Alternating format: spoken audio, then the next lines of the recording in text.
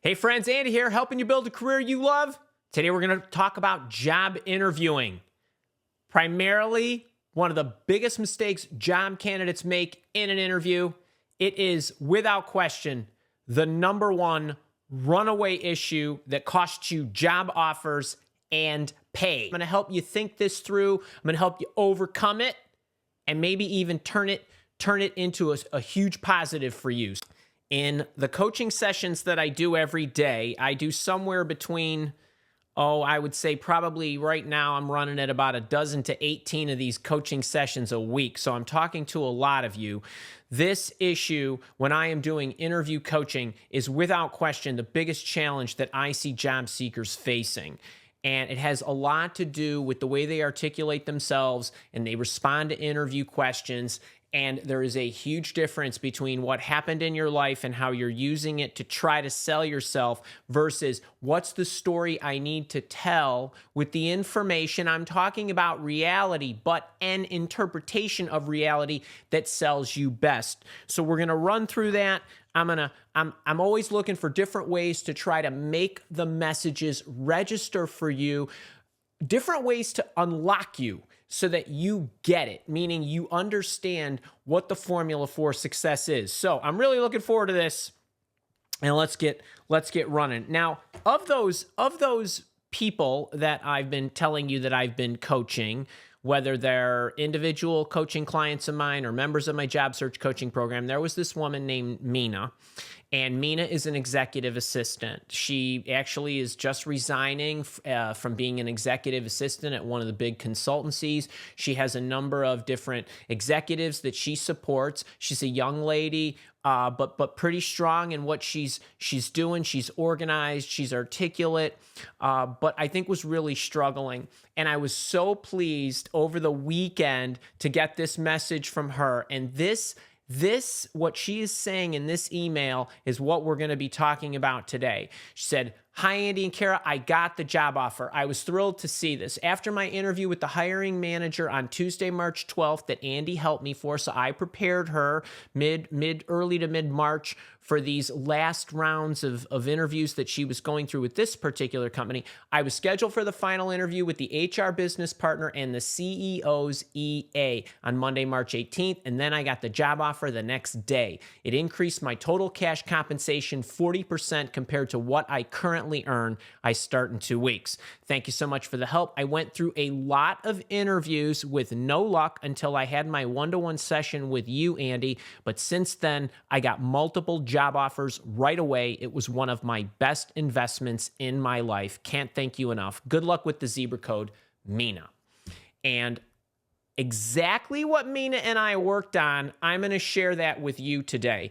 And this is what I work on with most people when they're going into interview coaching with me. And a big part of what hurts your ability to understand how you can articulate yourself most effectively, to sell yourself most effectively to whomever is interviewing you, is I always, that expression, let's start with the end in mind. And in many cases, I do like that. In some cases, I don't like that. But in this particular case, I do like that. And the one thing that I want to really stress for you is that as a job seeker, your goal is to help the employer understand how you're going to impact their business. They have goals. They want you to solve them. You have goals. If you're here paying attention to me in this particular lesson, you have a job searching goal, or you maybe want to find your dream job, or maybe you just like hearing me talk, but let's assume it's the former. And for me to show you, look, I just helped Mina. That was an outcome. It was a goal. She had a goal and she was struggling. She had problems. She had interviewing problems and she couldn't get over the goal line. I helped her solve it. That's an outcome. You have that goal. That's what I want to focus on with you. And I could spend a lot of time explaining all the ins and outs and whys and wherefores of every single thing that goes into that. But more than anything, you want to know as quickly as possible, how am I going to help you achieve your outcome? Today, we're going to talk about formulas we're going to use to help you overcome interviewing challenges. But ultimately, when you're in an interview and you're talking to the interviewers, you want to help them understand how they're going to achieve their goals. They have problems in achieving their goals. They might have unique problems, but there's a finite number of problems that they have. And you, as a job candidate, want to show them how you're actually going to achieve their goals. But what a lot of people do is they want to talk about their skills. They want to talk about justifying why they're worth $1 per hour that they think they're worth, right? I have skills and I can help you because I have these skills and you should pay me $70,000. I want you to stop thinking in those terms and I want you to start thinking like a business owner, right? First order of business. Let's get your mind on what your end goal is in an interview, is to focus on the employer's goals, not how much you want to earn per hour, not what your skills are worth to you, right? But how you're going to truly impact the business. That's the first thing that you have to get in order. And when you are talking to somebody who is going to want to make sure they understand that, is whenever you're speaking to somebody, it's really about changing their feelings. It's really about getting them to focus on how you're going to impact them, but they're not going to remember what you said. They're going to remember the way that you made them feel. And a lot of you, in the way and I'm speaking from the people that I coach every week and even the questions that I get asked at these shows, a lot of you are so focused on explaining the details of some anticipated interview questions like tell me about a strength and tell me about a weakness and tell me how you overcame a problem and all this other nonsense that you're trying to figure out how to tell a story based on the details and what you've been through in your life. And I don't want you to focus on that anymore. It's really what I want you to focus on when you prepare and you then execute the way you tell stories, is I want you to focus on the feelings you want them to have, and not well, you're going to use some details, but I don't want you to start with the details of packaging a story. I want you to think in terms of, if I was them and I had these goals, what is it that I would want to feel about me that makes them feel good that I'm the person that they want to hire. And I told you in the interview intervention book, in the epigraph on page 19, for those of you that have the book memorized like I do, right? They won't forget how you make them feel, and they'll use 2 adjectives to remember it, right? Kind of thing, right? She was tall with short hair. He was energetic and organized. He really knew his stuff, right? Those kinds of things.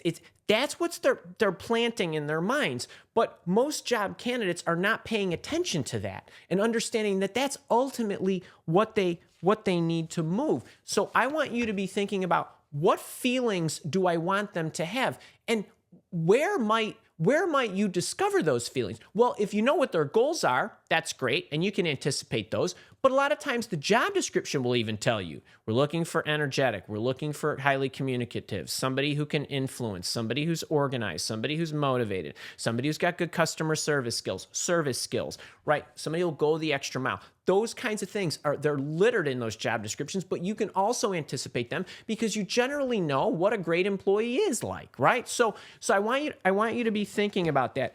And I always think about, when I look at like employees in a job interview or in a corporation, there's basically trucks and there's trailers, right? There's the people that can move the needle, and then there's people that you're tugging along. And you all can be trucks, right? You can be trucks. And how do we recognize who the trucks are? Who the ones that are pulling everybody through the company? Those are the people that are contributing to the great 8 accomplishments that I almost tell you about every week, right? The great 8 goals that all employers have, that you all focus on at least one of those great 8, right? It's generating revenue, it's increasing market awareness, it's attracting customers, it's servicing customers to make them happy. It's also helping your companies position them for growth, right? Corporate positioning or risk management. There's also employee happiness, there's cost reduction, and then there's process efficiency.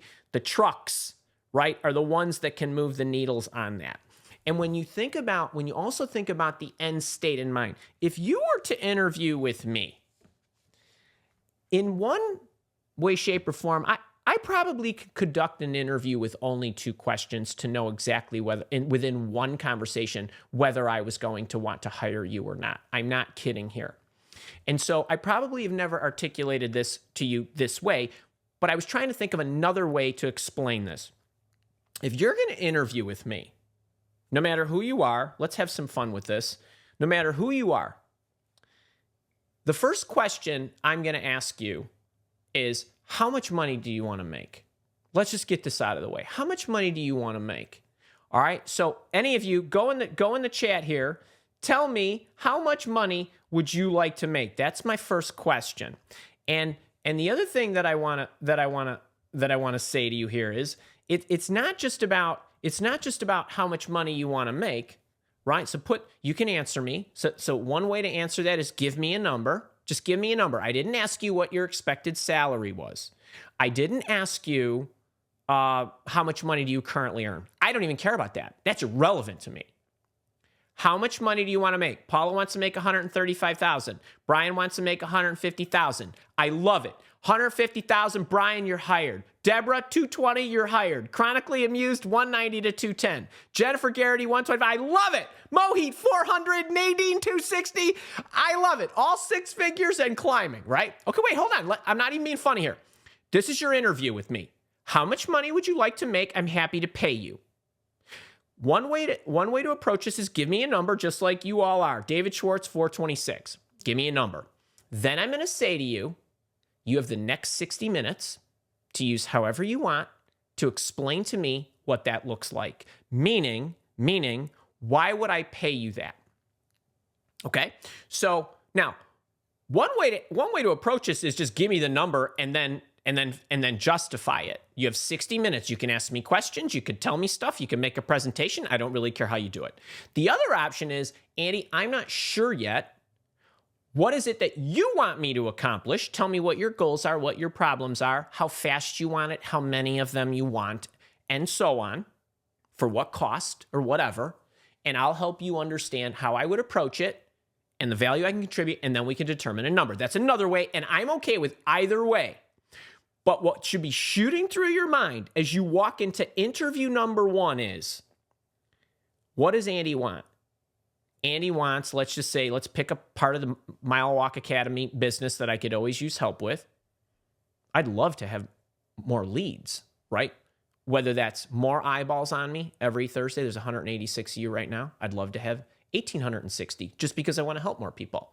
Right? There's people in my paying programs. I'd like to have more of those, right? So, okay, if you're going to tell me that you're going to increase my leads by so much, and the way that you're going to do that is by doing this, and here's the formula, and here's how much it's going to cost you, Andy, and I'm going to get you, if you could tell me, Andy, how much your lifetime value of a customer is, $1,200, great. Then if I get you one customer, we're going to assume that it's $1,200 worth of revenue for Mile Walk Academy, great. And then how many people does it take you to get a customer? Great. And on and on and on. And then you put a pack together for me that says, Andy, if you want 1,000 more customers a week or a month, it's going to take 12,000 people because you only get 1 in 100 or whatever it is. Here we go. You're going to pay me, if I generate 2 million for you, you're going to pay me 200,000. Right, kind of thing. And if you could walk me through that plan, then number one, I know you know what you're doing. Number two, I know you have some business savvy. Number three, I know you can see the big picture. Number four, at least even if you don't know the insides of my business, which I wouldn't expect you to do, you know the right questions to ask me, and so on and so forth. Right? Think in terms of what I need as the interviewer and as the business owner. All right, once you could get in this mindset, that's it. That's your whole interview. You want to work for the Mile Walk Academy. How much money do you want to make? I'm happy to pay you. Tell me what you're going to do to justify that. And if we can't justify that initially, then you and I will work together on a path to get you to that number. I'll tell you what $426,000 looks like at my company and what you would need to generate in order to do that, in order for me to want to pay you that kind of thing. All right, now you're going to go into a company. You're going to interview. And you're gonna respond to questions that I have, right? How did you go about doing this? Tell me about that project. I see you worked for this other career coach, and you're telling me you were able to generate her 1,000 leads a month, whatever it is, and I'm gonna ask you a question. I'm gonna give you the formula right now that I teach in my premium programs, and you might have heard me talk about it on YouTube, of the ultimate way that I think you should respond or tell stories in interviews to most interview questions. So first thing we're going to do is we're going to talk about the formula. I'm going to explain how the formula works to elicit the feelings you want them to have about you, and then we're going to walk through an example together. So it's kind of like peeling the layers of the onion. So for those of you that are familiar with the Andy formula here, it looks like this. I call it my CAAR technique, and I call it my CAAR technique just because it's a cool acronym. It's actually, I wish I could call it what it really is, but you'll follow along. The first piece is the context. The second piece is the approach that you're going to take. Then there's a second pass through the approach with a bit more detail. And the third thing is the result and ultimately what happened. Hang on, we're going to review this. We're going to review this a few times. So the first thing is most people skip over the context. And what the context is, so some of you like the STAR technique. I don't know why, but you do. And the situation in the STAR technique is not that much unlike the context or the challenge or the problem or the C in my technique. I don't have a major issue with the S of the STAR as long as you, number one, don't pick the wrong situation, and number two, you actually don't flub it up, because that's what most people do. Some people say, well, the situation was my boss asked me to solve this problem, and then my activity was to put a spreadsheet together and yawn. Right? The context is what creates the drama, because the context is what's going to give you heft. And the context is also going to do a number of other things to set the story up, to capture their attention and keep it. We had this issue with our customer service platform. Our service was poor, and we were losing 25% of our customers a year. That equated to $10 million. I was in the situation where I was hired as the chief operating officer to actually grow this company. They had zero growth over the previous 5 years, right? Okay, they're flat. You're painting me a story, and you're going to give me some color for me to understand that there's some drama here, and that you have a level of importance that they counted on you to be able to pull this off.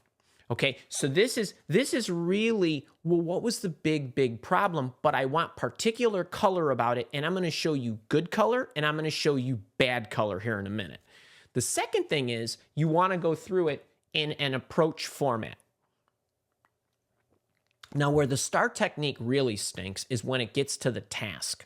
I don't want you to ever talk about a task. Why do we never want to talk about a task? Because a task is a simple little itty-bitty thing, and people pay less for task-oriented people. They pay less for people who solve one little step. It's not the same. When I say to you, I've got a job search coaching program, I'm going to help you find yourself. I'm going to help you market yourself. I'm going to help you search. I'm going to help you crush the interview. I'm going to help you negotiate the heck out of it. And I'm also going to throw in a first 90 days thing so you crush your first 3 months. I'm going to do a whole bunch of other stuff, whether you're a career changer, an executive, an emerging professional coming out of school, and this and that. There's a whole box. There's a whole system.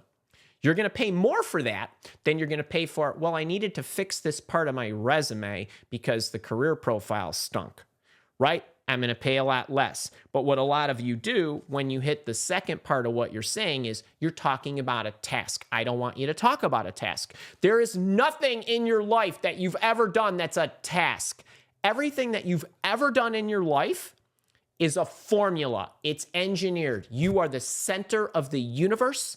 And everything that you do, especially when it comes to interview storytelling, happens around you.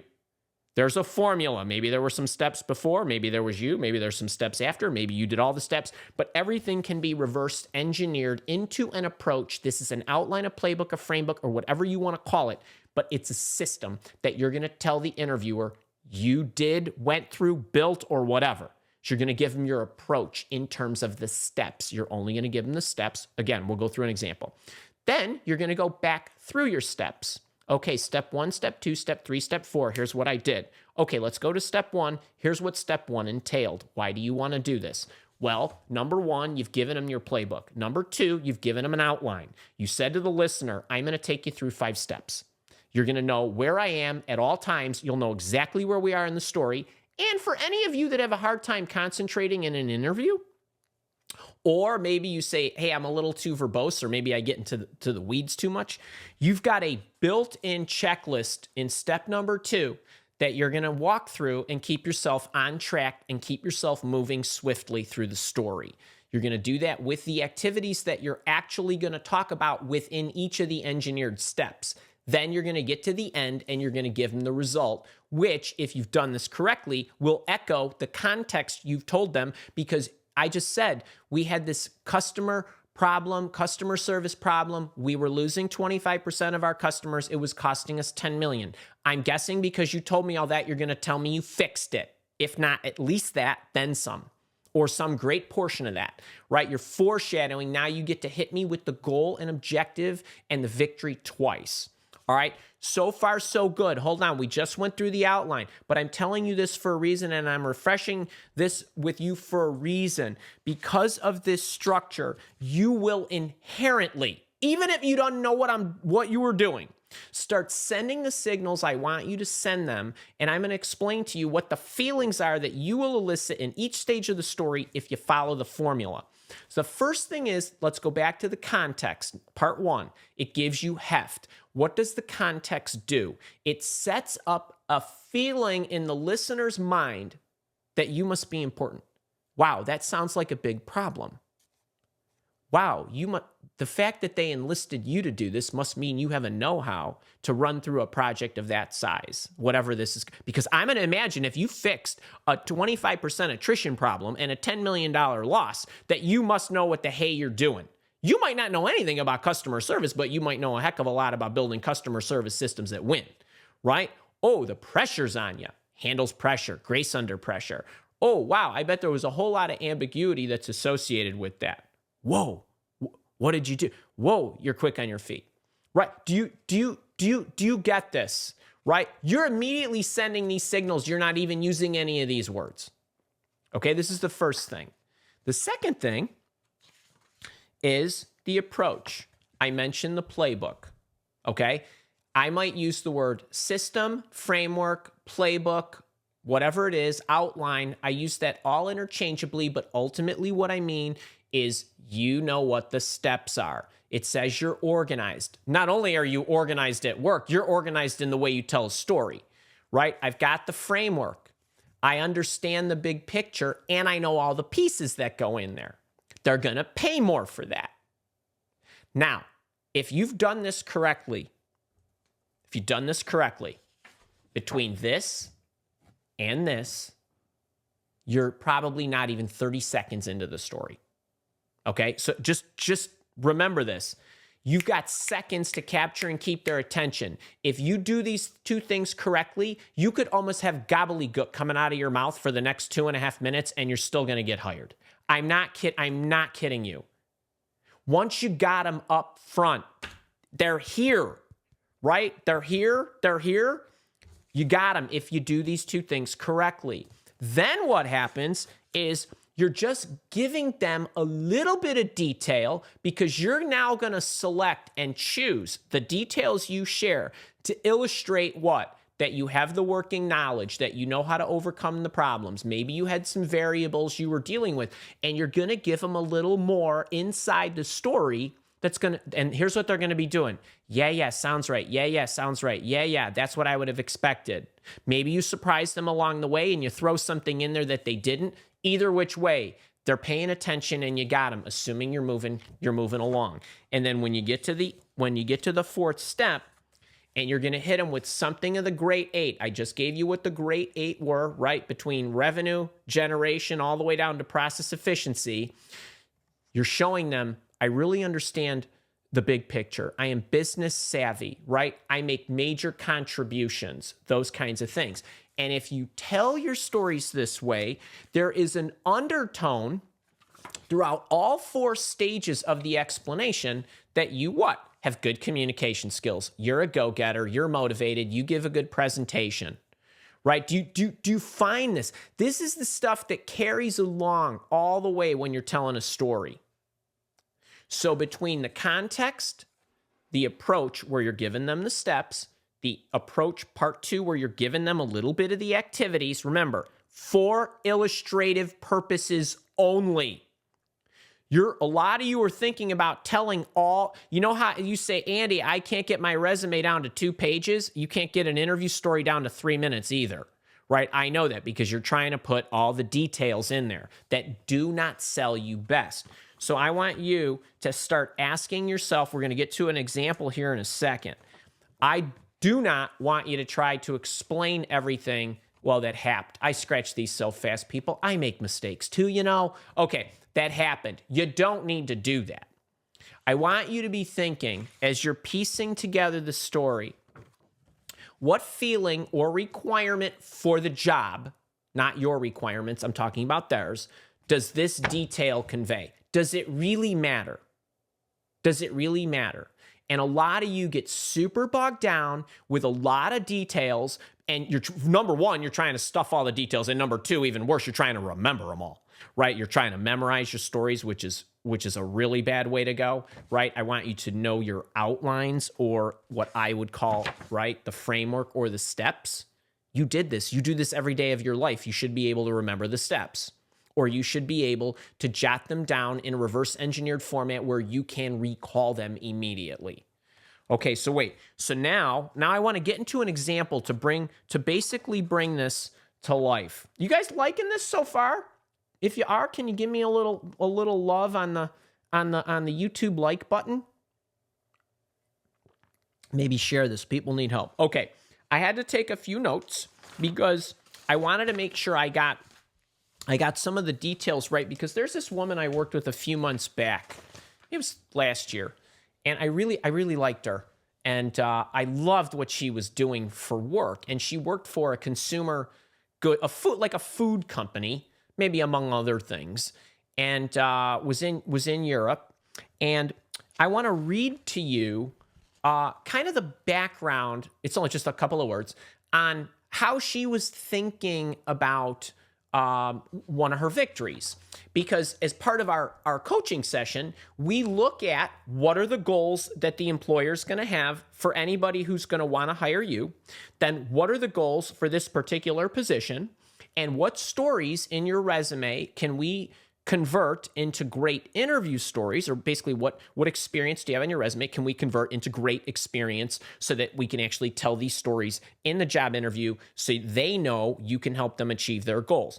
And she was a reasonably senior person, but I think, if I remember correctly, she wasn't quite the strategist or the completely new innovator. Okay, so she was in product innovation, but she was more of what I would call kind of the quarterback and the driver of the project. So I don't want to say like a project manager, but basically she's managing a product creation and launch and introduction into the market.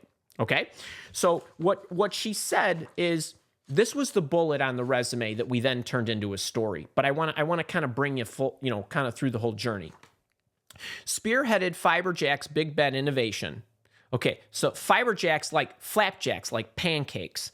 A key project establishing foundation for Jack's platform. That's the product line of the pancakes. By close collaboration with research and development and cross-functional team, exceeding target sales by 45% with a 0.2% market share in year one. Now, I see what she was trying to do. Okay, but what happens from a contextual standpoint and a generation of feelings in me? So close collaboration with R&D, I don't really know what that means. Cross-functional teams, I don't know who they are. Exceeding target sales by 45%, I don't know what your target was or what it should have been. I don't know how much money that is. I don't know what that is. I don't know how many sales that is, if it's 2, if it's 100, 145, or whatever. And with a 0.2% numerology, number psychology, 0.2 of anything, even trillions and trillions, is still a small number to me. So I don't really understand all that. So I started asking her questions. These are the questions I asked her, and here's how the story evolves. So I said, okay, tell me what this is. She said, well, we had this pancake product, like Flapjack's product, and we'd been selling it for a long time. And actually, I said, well, how much do you sell? And she said 50 million. I think it was 50 million. I don't know if it was euros or dollars or whatever it was, but 50 million. And she said, and my job was, I was in charge of a project where I was to think about a new way to market the product or create a new product line that was still in the same family of these pancakes, but that would appeal to the under 50 crowd. So the 50 million in sales was all to 50 and over demographic. So I said, okay, how much money do you generate in the below 50 demographic? And she says, really nothing, like zero, negligible. Let's call it zero. Okay. Then I said, okay, don't take me through the story. What happened? Like this 0.2% of market, like how much money did you generate with your launch? She said 2.5 million. Okay. That sounds like a good number, but so wait a second. There was 50 million and you added 2.5 million. That doesn't sound like a lot. We're not poo-pooing her accomplishment. All I care about is storytelling right now. What markets you best? Okay, that's reality, right? But also 0 to 2.5 million is reality. Okay, who's following me right now? 0 to 2.5 doesn't sound anything like 50 to 52.5, right? What does one sound like? A tweak. What does the other one sound like? Do you have any idea how hard it is to gain the first dollar of a new product line? Let me tell you from somebody who knows. It's excruciating. Okay.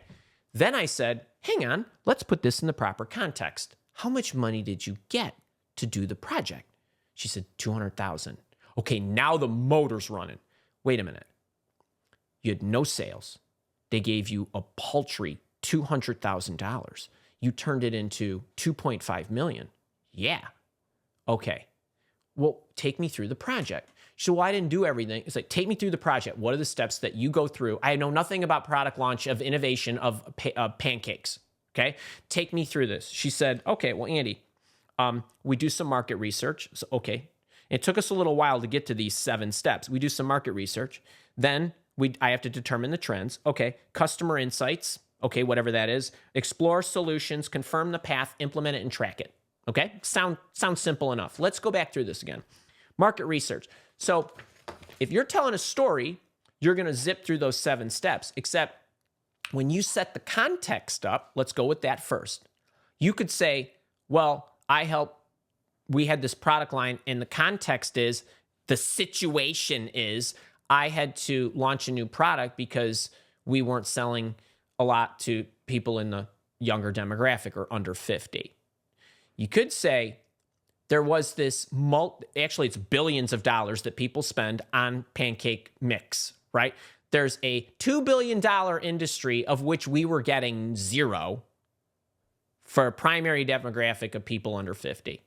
That's context, right? So I was put in charge and given a small budget of $200,000, a mere $200,000 to try to create a new product line that would open up our revenue in this particular demographic of which this multi-billion-dollar industry, we were getting 0.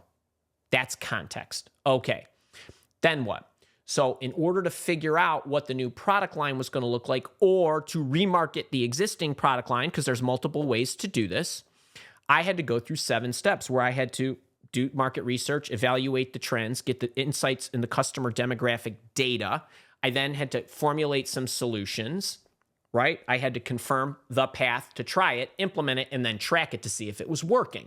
There's the 7 steps. There's the first line of the approach. Okay, so now we're going to go back to her stories. I said, back to her story. I said, okay, tell me about the market. She said, well, okay, I had to look. Market analysis. So I had to go out. I had to look at what people were buying, different product lines, different products from different companies. I had to look at how much money was being spent. Boom, boom, boom. Got it. Go. Next step. Determine the trends. Well, what were they buying? They were generally buying in the under 50 crowd. They were generally buying certain things from certain places in certain locations. Great. I got it. Now what? Well, then I got the customer insights. I said, tell me about that. She says, well, I didn't actually do that. The Boston Consulting Group did that. BCG. I'm like, that's detail we don't need. Did you evaluate the market trends? I did. Did you draw conclusions? I did. So wait, you had a bunch of consultants running off, gathering data to give you that we didn't need to waste your time with? Great. You don't bog the story down with that. You say we went through, did the customer insights. In the customer insight, we grabbed data such as the demographics, the geographies, the ages, what they were buying, their preferences, this and that. Give me the details. Bang, go on to the next step. I got it. She knows how to read reports. She knows how to generate reports. She knows what to look for. That's the feeling I need. There's no way I'm going to remember all that. So don't interrupt yourself as you're going through sending me the feeling and getting me to elicit the feelings you want me to do. Okay, you explored the solutions. What did that look like? So I drafted multiple opportunities of ways that we could penetrate the market. Great. Tell me what those were. It was this, change the boxes, create a new chemical composition, and so on. It looked like, based on the customer insights, that people in that demographic like the words fiber and protein because that's what they want in their diet. That's what they're appealing to. Great. Get those on the box. Right, kind of thing. You're moving.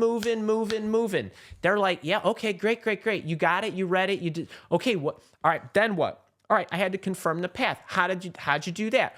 Okay, I had to put a report together. Right, exactly, because you're not paying for this. You got to get your company to pay for this. So I had to put together a managerial presentation that I had to take to the board. It had everything in it, from the data analysis that I went through, to the conclusions I drew, to the recommendation I was going to give them, to the costs, to the benefits, to the risks. Great. Sounds like she knows what she's doing. Got all the ingredients in a manager presentation. She obviously got them to sign off. She must know how to influence those people. Back to the story, right? This is what's happening with such little information that you're saying.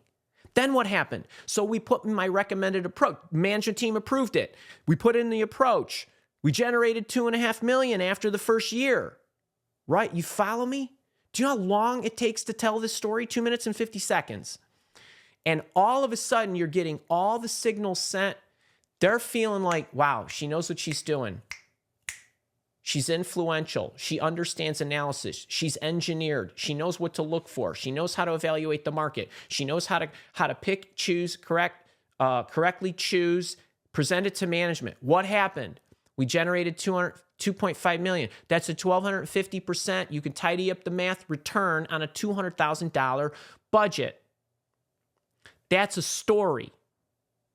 Do you guys see the difference? You could go into, it took me 17 weeks to gather the data.